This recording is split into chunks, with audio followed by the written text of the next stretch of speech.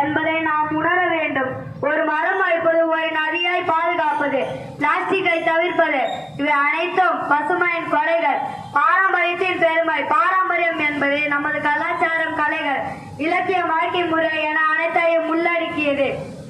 நம் முன்னோர்கள் இயற்கையோடு இணைந்து வாழ்ந்தவர்கள். அவர்களின் வாழ்வில் முறைகள், வேளாண் நுட்பங்கள், மருத்துவ முறைகள், இவை அனைத்தும் இயற்கையோடும் சுற்றுச்சூழலோடும் இணைந்தவை.